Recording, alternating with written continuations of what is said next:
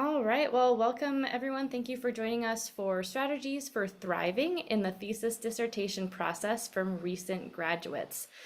We are fortunate today to have three recent graduates who have been through this process, can attest to the many challenges I'm sure that they encountered, and I'm curious to hear about it. We have Kendra McGlothen, Keoni Castellano, and Foster Kamanga. I will have each of you provide a little bit more thorough introduction in a moment here, but they are here to answer your questions.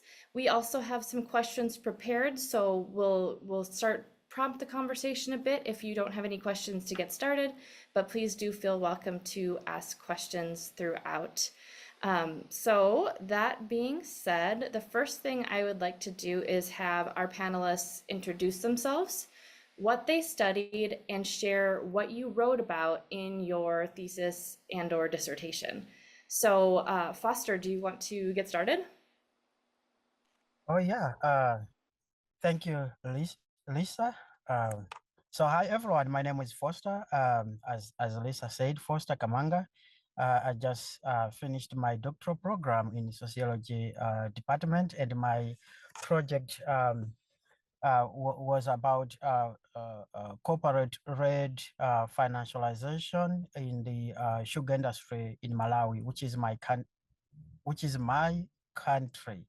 Basically, I was just looking at the experiences of farmers and how they have been affected by these foreign investors, the good and the bad experiences. So yeah, it was an interesting experience to talk to the farmers themselves. Yeah. What else? Yeah. So right now, I think I'm in Boston, and I just got a job. I'm now a teaching assistant professor at Simmons University. And so I'm so excited what the future brings. Thank you. Thank you so much, and how hopeful for everybody that you're already working in that role. All right, I'll pass it to Kendra. Good afternoon, everyone. My name is Dr. Kendra McGlothen. I love saying that. I earned my doctoral degree recently in neuroscience at UNLV this past spring. And my research interest and my dissertation pretty much just highlighted the impact of microglial mitochondria in neuroinflammatory disorders, and pretty much the importance of early detection and intervention for effective treatment options. I too have also started a job. I am a professor at UNLV teaching neuroscience, so super excited for that. Lots of things happening in prep. I'm sure, Foster, you can attest to getting ready for the school year, but I'm really excited also to see what the future brings. Wonderful, thank you so much. And then last but not least, I'll pass it over to you, Keoni. Yeah. Hi, everyone. My name is Keoni, and I graduated with my PhD in math. In short, my dissertation was on infectious disease models. Specifically, I do like a mathematical analysis of these different types of infectious disease models, just to see exactly how population movement affects the spread of disease when it goes out into the population. You actually caught me on the road. I am on my way to my new job, which is a postdoc at Virginia Tech. I am currently in Arkansas at the moment, but I'm happy to be here. Oh my goodness. Well, thank you for fitting us in your road trip. And wow, it's so exciting to hear what you all are doing right this moment. So thank you again for joining us. So does anyone in this group have any questions to kick us off before I dive into our set questions? Oh, we have a Q&A. Okay. So Yasmin's wondering, what was most influential in helping you complete your dissertation? So whoever would like to jump in, please feel free. For me, so I didn't say that my doctorate degree is in sociology, and so I think a lot of people contributed to my success, but I think my academic advisor and the relationship I had with him and other professors, I think was the most significant factor for the success. Yeah, that was going to be one of mine as well. Just having essentially a community to rely on outside of, obviously lab stuff. I have family, friends, people who knew the journey I was on. But I think ultimately it was probably like resilience, just internal resilience. But that's what helped me.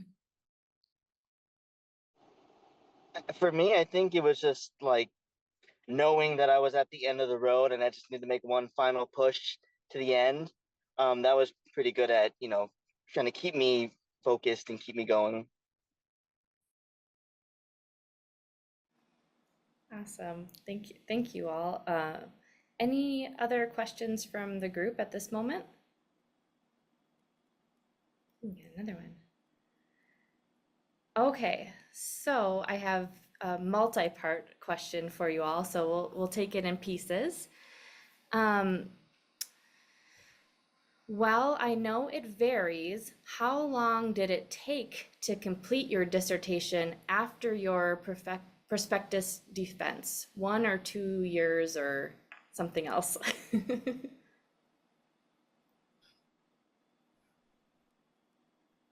So in my field where our program was, we had, it was set up a little different where you did a qualifying activity first, then you were followed with, you could start your pretty much defense courses and start on your dissertation.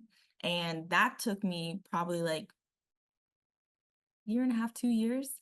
But up until that point, because it took me in total 6 years for the PhD. So it varies, I think, program to program maybe, but at least for neuroscience, what happened for me, I was able to write and defend my PhD in 2 years. Yeah, I had a similar experience in math. From the date of my prospectus type thing to being able to finish my dissertation, that took about 2 years. Yeah, as for me, I think it's about a year.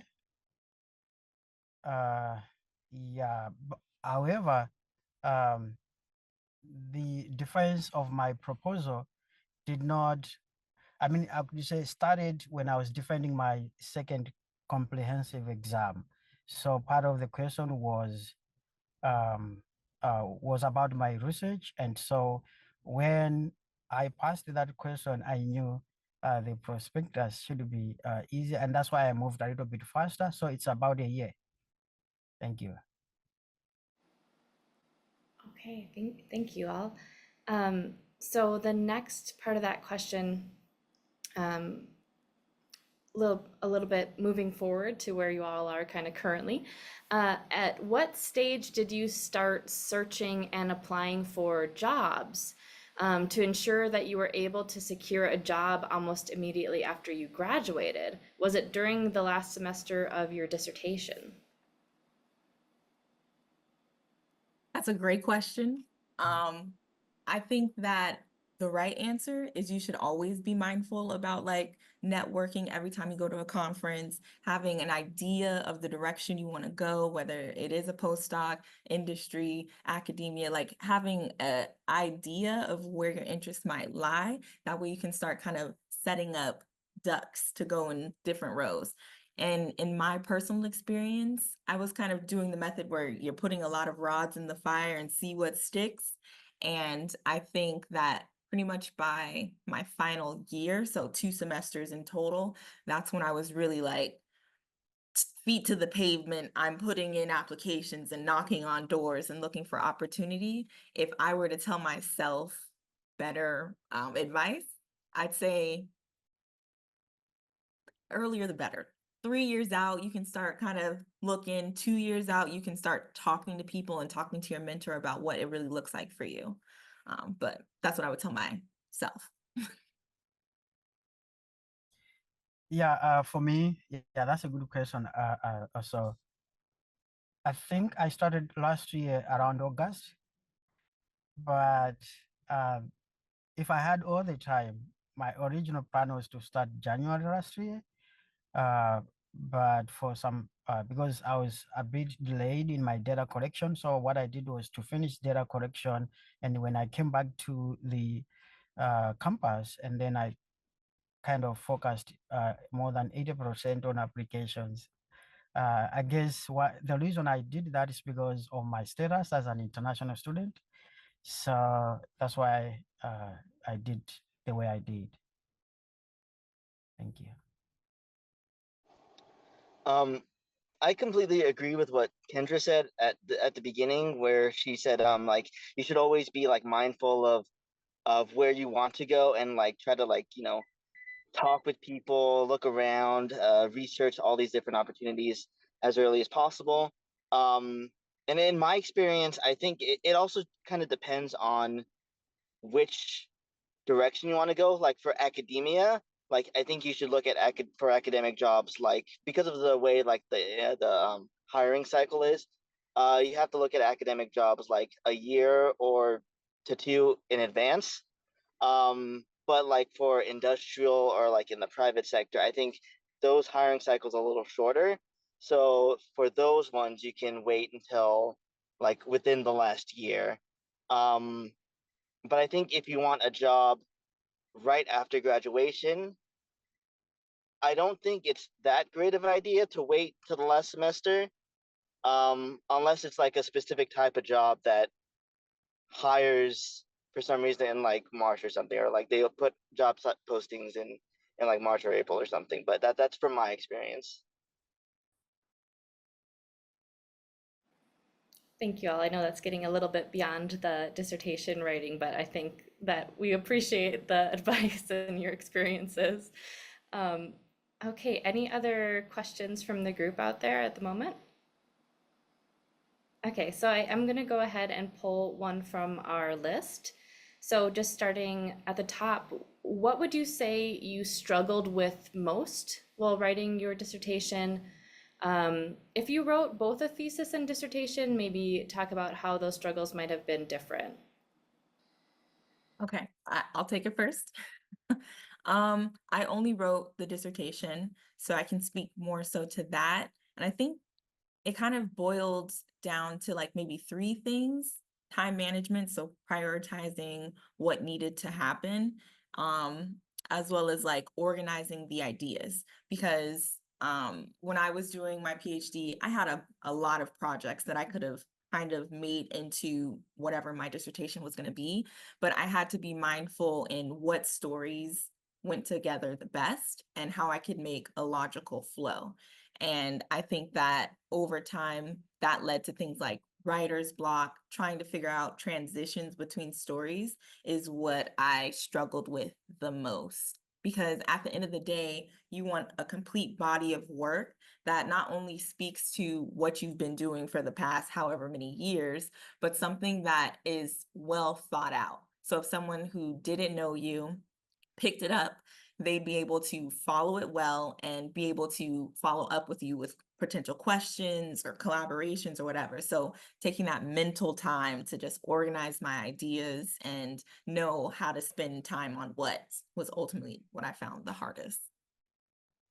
Yeah, I think time management's definitely a big thing to be mindful of, especially like because in grad school you're just always busy, right? And it's even worse in your last year of grad school.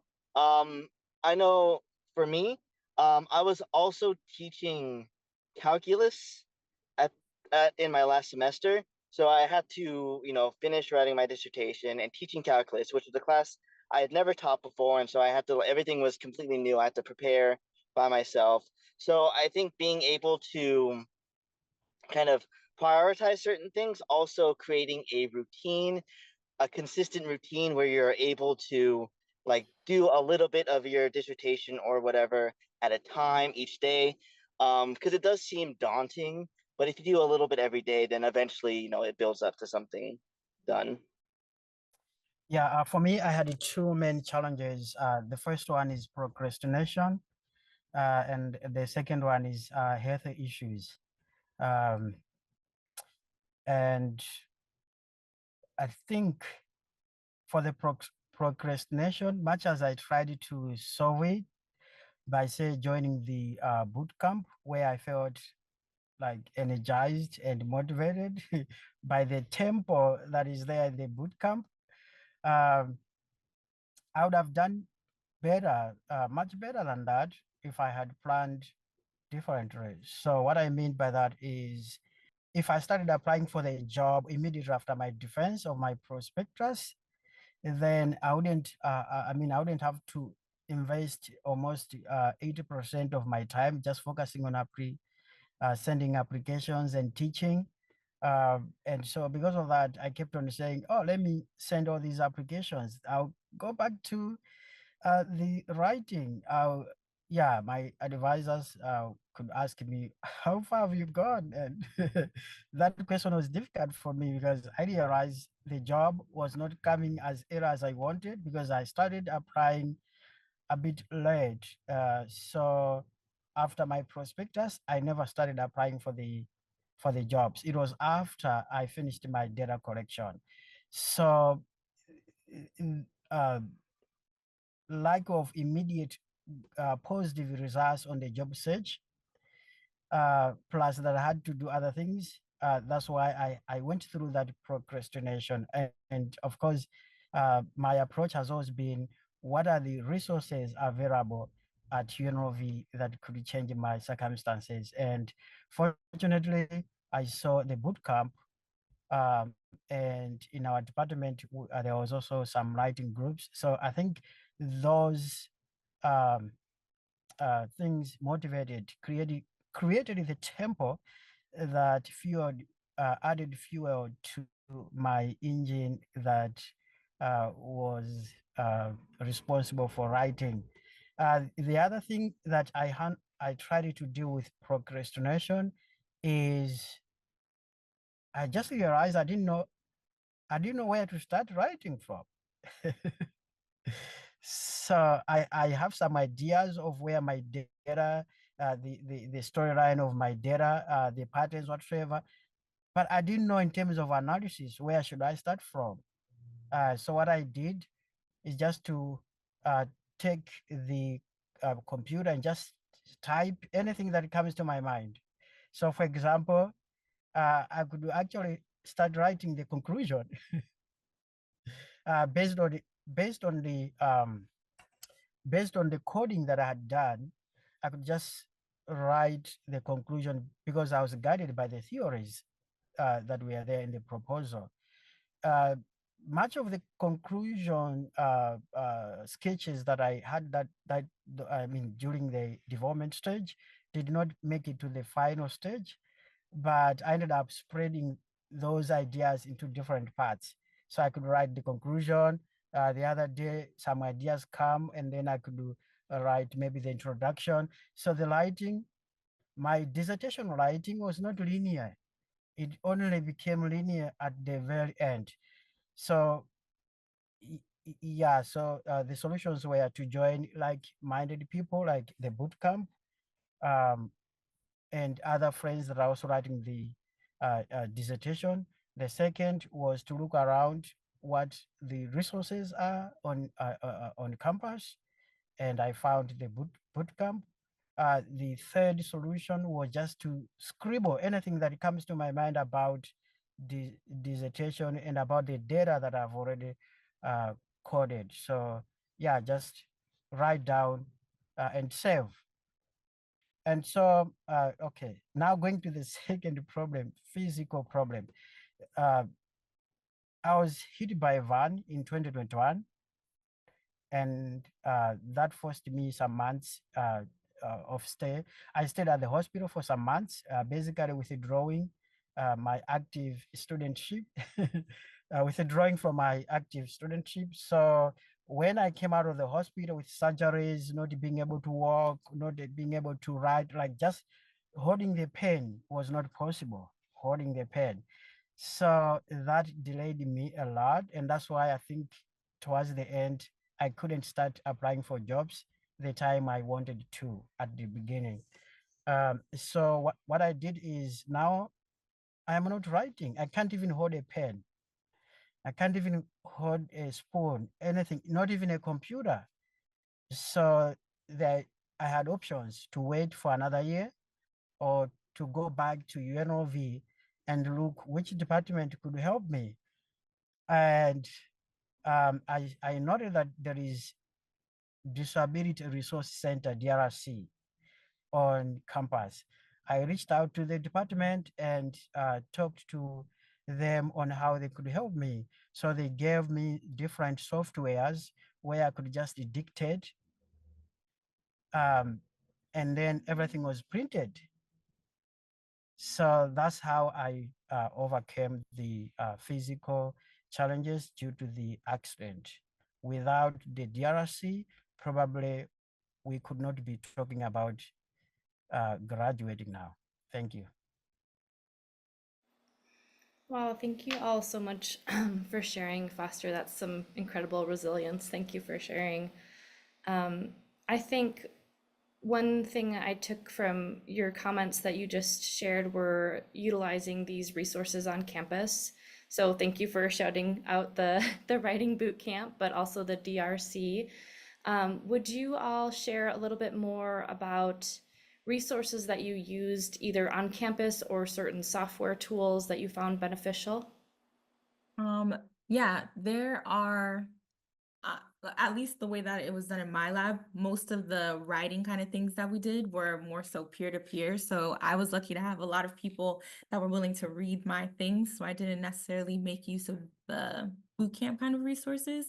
But in terms of software, I will swear by Zotero for any citation organization, and I will literally probably pass that on to my children. And then Grammarly, that was a surprising one that I didn't realize that I was leaning on heavy. Grammarly, it just gives you a new way to say things, or it highlights things that you say a lot and you don't realize that you do.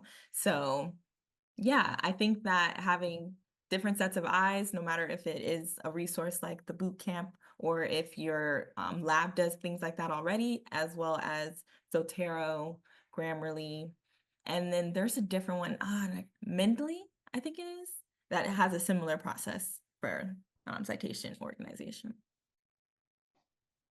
Yeah, I also took advantage of Grammarly. Grammarly was very useful at helping like develop the flow of things in ways that I didn't even think were possible. And another thing that I used, which is might be a little dangerous to say and might be a little controversial to say, I used ChatGPT to help me, not to write my dissertation, but to do a lot of like administrative tasks or procedural tasks, things that would be tedious to do on my own, but saved me a lot of time just having ChatGPT do it for me. Like I remember there's this one time where I wanted to cite this paper from like the 1700s, right?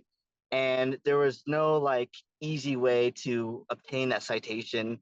Um, and so I just asked ChatGPT to help create the citation for me in um, in a way that worked for me, and it did it. So that's an example. I also use ChatGPT to because for some reason in some titles of things online, it's always in all caps. And like when you put it in a document, you want it like so it's not in all caps. So I use ChatGPT to do stuff. So little things like that, little things which just streamline the whole process. That's what I used it for. Oh yeah, just to echo on what the what Keoni had said has said, I think uh, for those people, those students that are international, like myself, where English is the fourth or 10th, if not 20th language, I think, yeah, Grammarly is a great solution because for me, I think I was, not just for dissertation, but I think even when I was taking classes, end of semester papers, research papers, almost every essay, because I'm in my PhD in sociology, and we write a lot of stories, a lot of essays there. And so without Grammarly and English not being my first language, I would have to add another semester to finish everything. So yeah, I agree with everyone. Thank you. Thank you all. And actually, Keoni, I'm glad you mentioned ChatGPT. We do have a workshop tomorrow on AI research tools with the library. So we'll see if they mention that one or go other directions. But I think it's, part of this world and we have to figure it out. So we do have a question in the chat here. What did you do when you were feeling overwhelmed, feeling burned out during your writing journey? I don't know if we were doing it in order or something. Okay. That's a really good question. And I did face this the last year of my PhD, so much to the point where, like you guys said earlier, graduate students always have things going on, but it seems specifically in the last year, for whatever reason, life just kept lifing. And it got to the point where I needed to make a list of things that make me feel grounded and bring me back to myself and feel rejuvenated. And, it literally can be something as small as you just listening to your favorite childhood playlist on Spotify, and it just makes you feel great dancing in the mirror, or taking time to like journal, or setting up a routine that includes self-care in it at some point. And the self-care could be, I ate today. Like it really got to that point where I'd work hours and then look up and see I didn't drink any water. Like just making sure that your body is working in the optimal way that it can work will make you feel rejuvenated and give you a better outcome in your dissertation, whatever you're doing. I think that it's easy to start, not taking care of yourself and just digging yourself more into a hole and eating things that you maybe wouldn't normally eat, and that's making you feel even worse, or not having time to work out, or whatever that thing is. You need to schedule it. Literally go into Google and go to that calendar and block off an hour, 30 minutes, whatever it is, and write it in, and you will thank yourself. And I learned it a little bit late in the game, maybe like I had 3/4 left to go, but once I wrote down that list of like the 5 things that bring me back to myself, I felt better. Yeah, for me, I had those moments a lot of times. uh, but here's what I think allowed me to progress. The first thing is my schedule. So I normally plan for the whole year, for 2 years, so it could be like maybe what I did was to plan for the whole program, and then 2, 3 years, and then every year, and every semester. And within the semester, I could also divide that, and within the week, likewise. And so this is what I could do whenever I'm getting tired or I'm not motivated. I could look at my calendar, my schedule, and ask myself, if I don't do this, when will I do? So this means extending. I already spent some days in the hospital, and I was forced to take some classes during the summer just to stay, within my schedule. So realizing that I also need extra time if I don't do the work. In short, the calendar, the schedule structured my life, not only in terms of daily activities, but also the way I could think, what I could choose to do at what time. It is that whole program schedule I had at the beginning, and that was divided into different time units. Of course, there were also moments when even this structure could not help me progress.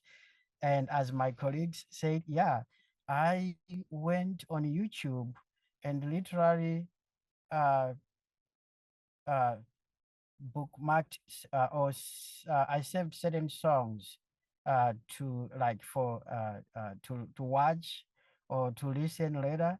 And so because I was using a specific account when I do that, and I could always know what type of songs I should listen now. There were songs I could listen when I'm sleeping. Those slow, cool, mental, uh, energizing, songs. I also had songs that I had specific songs that I could maybe listen or watch when I'm between activities. So I didn't have to go every time search on YouTube to see which are the songs I can. No, I already had different folders, and it happened that different types of songs I think addressed different depressing or stressing, struggling moments. And of course, food was also included in that. I literally changed my food taste when I started writing my dissertation, so that food could also motivate. I could also feel motivated. And if I'm happy with what I'm eating, the body could also respond accordingly. The mental and the physical uh, uh, uh, departments could also respond accordingly. And the other thing I think is uh,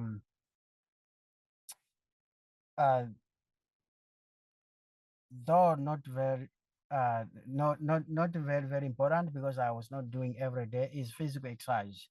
But now I said which physical exercise given my physical state, physical exercises. I said okay, the one that I could do and work on my brain and my physique is swimming. Not lifting, weightlifting or what jogging because I couldn't put a lot of I couldn't force my body to a lot of things or heavy stuff. And so what I didn't know how to swim. I did not know how to swim. So I paid for swimming lessons at UNLV. And so I said, I'm getting new skills at the same time. I'm also helping myself towards dissertation because every time I swim, the brain was different. Yeah, so I completely agree with what both Foster and Kendra said. On to build on what they were both saying, I just want to give a big shout out to the power of therapy. I went to see a therapist during my last year as a grad student, and that helped me a lot just to like organize my thoughts a little and build new habits and just talk through with someone who has no stakes in the situation. Talk to someone who is able to see these issues from an outsider's perspective and give their feedback. It was immensely helpful um, in doing all of that. So yeah, therapy, I would recommend it to anyone, especially graduate students, because graduate students do feel like the world is ending all the time. Um, and but you know, you need someone there who will tell you that it's not, that everything's going to be okay. So yeah, that's the biggest thing that I wanted to mention. Thank you all so much. I love that it comes down to figuring out how to best take care of yourself through this process because it's all the only one you have to finish it ultimately. And I just love how much a little things can change your mindset like music. So thank you for calling attention to all of that. Any other questions from the group at the moment? Okay, so since you all shared about, how you wound up coping as you were getting through this process a bit, what is some advice that you would give your past self to approach it differently or, prevent burnout, things like that? What would you tell your past self if you could go back? I would tell my past self different things for different parts. So as far as the burnout thing, I probably, like I said, I would have made the list earlier of the things I can come back to. As far as like the process in general, I would tell myself, you have a problem with perfectionism and it needs to be addressed. Ultimately, be open to like criticisms and insight that people are willing to give you early on, because that could save you months and thank them and welcome it and iterate, iterate, iterate. If you can get multiple iterations of something back to whoever's reading it or your advisor, do it. Don't feel like you're being annoying. Even when they say you're being annoying, at the end of the day, what I realized once I put in that final submission, I was like, that was just a hoop. A hoop I had to jump through. I had to check off a bunch of boxes. And once I did that, I got to leave. Once I realized that, I said, wow, the power really is in our hands, and we tell ourselves narratives of, oh, it has to take this long, or oh, I need to do it a certain way. It's literally just things we tell ourselves. And you can choose your perspective on anything every day. But I would tell myself that and hope she took it to heart, and maybe we could have finished a little earlier. That's wonderful. Thank you, Kendra. Foster, Keoni, what would you tell the past self? Oh yeah. Of course, I talked about planning, but my planning wasn't perfect. So this is the very same area I would have done differently. So especially from the defense of the dissertation to the uploading. To be honest, I never planned for that part. My planning started from from developing the dissertation ideas, from taking classes, from starting the program to defense of the dissertation. That's where it ended. And as a result, I struggled shifting from defense to editing and uploading. If it were not that the graduate school has wonderful people that helped me, like Dr.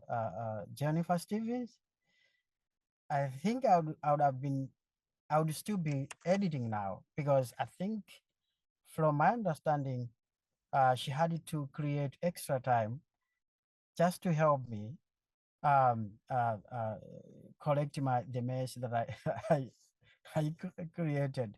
So yeah, that's what I would have done differently. So okay, I expect to defend on this day.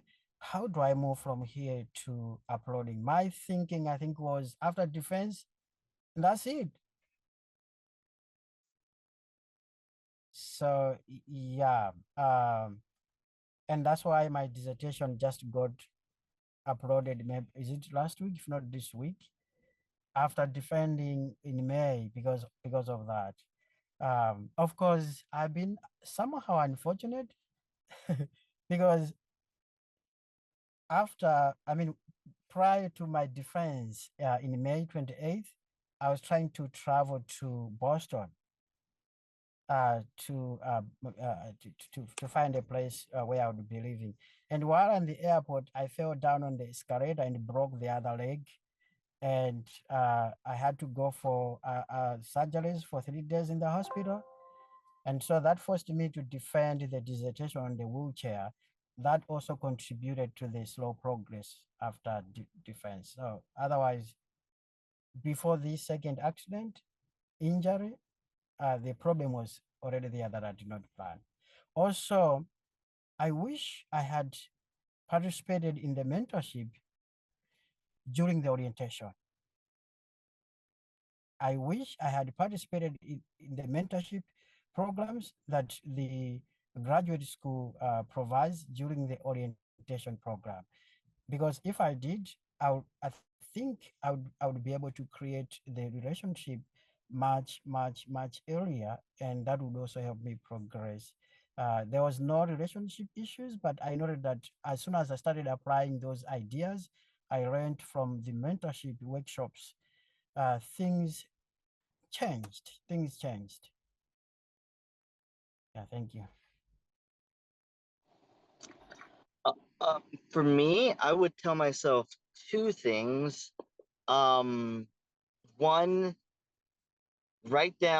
record somewhere, like every paper that you ever read, ever. Because I remember while writing my dissertation, I in my mind, I knew of a perfect article that I wanted to cite because it fit directly with what I was trying to write down. And then I tried looking for it later on, and I couldn't find it anymore. So I think just downloading, recording somewhere every paper that I've read, no matter how useful I think it might be in the future, just put it somewhere, and then hopefully I find it later on. So that's one thing. The second thing that I would probably tell myself is just to give myself a little more reassurance, because for me, like, imposter syndrome can take hold of you at like every stage. It doesn't matter how far along your PhD program or master's program, even if you're tenure track, whatever, imposter syndrome will always take hold of you. So just like keeping myself reassured, like telling you it's okay, you're here, you deserve this. You made it this far. Congratulate yourself. Stuff like that. So just reassurance and like um validation, I guess, would be big things to give. All right, thank you all so much. I'm gonna take that back even a little bit further. So you just gave yourself past self-advice on your dissertation. Are there any strategies that you think you could have implemented even earlier on in your graduate career to help you more with the writing process? For me, I think just exposing myself to the literature early, because in math, at least we start doing research pretty late in our graduate program. And so like a lot of math graduate students will not have seen the paper until maybe second or third year. So I think, exposing yourself to the research field and like how certain things are written, and um, how certain things are done, certain habits that mathematicians build, certain things that mathematicians do, and then instead of mathematician, insert whatever profession you're doing. So yeah, just exposing myself to like the whole research environment of the field I'm in. That's probably something that I could have started earlier. Yeah, I would piggyback off of what you're saying. I completely agree. I think there's a website called Pub Crawler, and it's like a very, very old, very basic engineering kind of system, but you can put in specific parameters of what your research topic is or what you're interested in, and it will automatically send you an email every week of like the 5 things that fell into that category, and just read those things, and it keeps you up to date with whatever new things are coming out. I love that. I figured that out maybe year 2, and that helped me a lot. I would also say all of the information that I was given during lab meeting or meetings with my mentor, just taking a quick second to type it out. I think that me typing it out and having like a just living document of all of the questions that I couldn't answer at lab meeting, or all of the things that I might do in terms of experiments, or I might consider in terms of writing, just writing blurbs about it. And then at the end, when I pulled it up for my dissertation, I was able to just Command F and then write that word, and it popped up, and I was like, oh, we've talked about this before. That went into the dissertation. I think that the idea at the beginning, you've been writing your dissertation the whole time, you just don't know it. And I think when I thought about it like that, I just pulled up every lab meeting presentation I've ever made, everything I've ever written, and that long living document. And I felt like the task became more manageable. Like it became less daunting. Like, I need to write a dissertation, to, oh, I just need to pull up what's on my computer and make it sound legible to someone else. That's it. And it makes the process seem attainable. So just keep well documented things from the beginning. And if you haven't, start now. It's fine. Like, it's never too late. Yeah, I think I knew I could answer that question by relating to the challenges I had. So I think I would have to start using the softwares for referencing, way earlier and practice using the softwares during the end of semester papers or the research papers that I and colleagues were trying to publish. So I think organizing literature, organizing references took me a lot of time because I did not put some time to really practice the use of Zotel and other softwares. I did participate in the workshop, but I think because I did not plan right away at the beginning, I thought I could do the manual approach, but at the dissertation level, I think I struggled a lot. So yeah, that's what I could do plan way before the other thing is I learned to a bit late that I could save money by using interlibrary loan. So for me in the sociology department, reading and not just reading, but a lot of books, sometimes that keep on changing, takes a lot of investments in buying books. So I remember for my comprehensive exam, I think I had about more than 50 books. And when I was trying to prepare for my dissertation, I also had similar number of books, articles, and other reading materials. And so budgeting for those books, and I mean, it was not working. It was not adding up based on my budget. But once I started using interlibrary loan, everything became different. So that's what I would have done way ahead of time planning. Some books were coming late. Actually, when I was in the hospital, I still had books, interlibrary books in my bag. So yeah, that's what I would have planned way ahead. Not only would I have saved the money by not buying books and other resources, but also I could move faster, much faster than I did. Thank you. Awesome, thank you. I think that's great advice across the board, everyone. Thank you so much. So we're getting close to 3 o'clock. I just want to pose to the group one more time if anyone has a last minute question for our panelists. Okay, so I think what we can do then is just wrap up with one more rapid fire question for you all. If you want to just provide a tidbit, if there's anything that you wanted to mention today that you didn't have a chance to share, or any last piece of advice, would you please go ahead and do so? Okay, I'll start. Success in dissertation writing or preparing, I think to me is a relational affair, and this is what I learned from the mentorship workshops. And so what I mean by that is, the success was not about me only. It was a combination of factors, and all those factors, 90% were at UNLV. So by that, what I meant is I realized that my major professor, might not focus on all the areas that are required.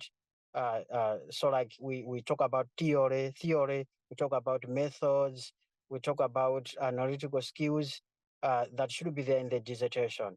So what I did is to look at the professors that were teaching different courses. And so one professor was teaching theory courses. So end of term paper, what I did was to develop to do literature review on the theories that I wanted to apply in the dissertation, and I had feedback from this theory professor. When I took courses on the method, I did the same. And then in the end, when it came to compiling literature review, I just took those sections because some of the feedback were already given. And so to me, it's not just about my advisor, but you have to, for me, you have to look around at what are the expertise or skills that are there among the professors in my committee. And also look for every problem, what I noted is the solution is there at UNLV. So, for example, I was also worried about, oh, how can I learn about doing field work at this level for the first time? Then an idea came out that, oh, I can use the police, university police, and go around with the police because it would be easier for me to get accepted. And so, yeah, I spared some time to be in the van, police van, and drive the police around UNLV. So almost every problem I had, I simply had to look around. What are the resources on campus? And that worked, I think, for me perfectly. Thank you. The last thing that I want to say is sort of half advice, half motivational speech. No matter what stage in the graduate school process you're at, you got this. It's gonna be okay. Everything's gonna be okay. It's not gonna be the end of the world. You are perfectly capable of getting through your degree. And if I'm the first person who said this, if your mentor isn't constantly telling you this, then you should probably change your mentor and have someone who is able to like push you to become a better version of yourself. Yeah, that's the last thing I wanted to say. Absolutely beautiful. I would say be kind to yourself. This process is hard. It's meant to be. If it wasn't, everybody would do it. I'd say make sure to celebrate yourself and the milestones that you do accomplish because they're meaningful. Stay curious. It'll keep the carrots all along the whole process. And ultimately, just embrace the journey, man. I mean, understanding the writing process isn't just writing. Writing your dissertation, if you allow it to, can be a personal journey. And how lucky are we to have the opportunity to grow? Wow, what a wonderful note to leave us on. Thank you all so much. Kendra, Keoni, Foster, really, really appreciate your time, and I hope that those in the group here and those who listen in to the recording later feel just motivated to keep things going that they can do it. So thank you all again, and I'll see the rest of you all back in boot camp. Thank you. Bye. Bye. Bye.